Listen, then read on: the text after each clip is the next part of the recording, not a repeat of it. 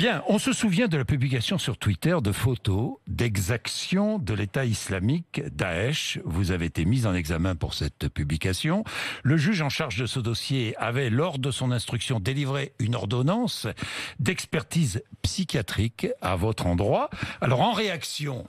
Je me souviens très bien. Nous sommes bien en France, nous ne sommes pas en Corée du Nord. Nous sommes bien en réaction, vous aviez publié in extenso le document ordonnant cette expertise.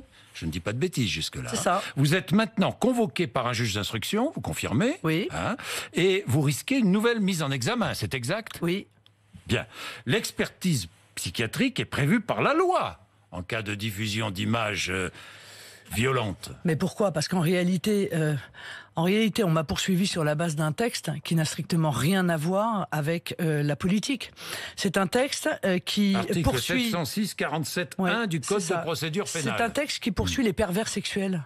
Et pas que les pervers sexuels. Si, monsieur, si. Il n'y a pas une seule jurisprudence autre que celle-là.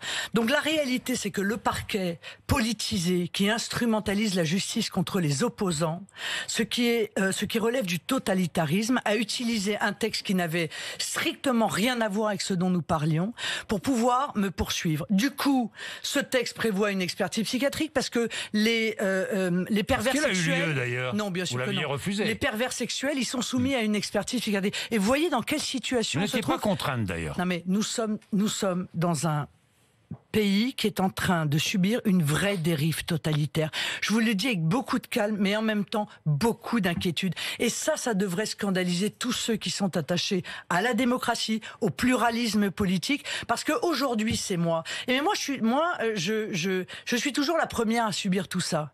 Et puis tout le monde rigole et tout le monde dit ah on est content parce que Marine Le Pen elle a des problèmes. Puis comme c'est une concurrente, on aime bien quand elle a des problèmes. Et puis un jour c'est eux.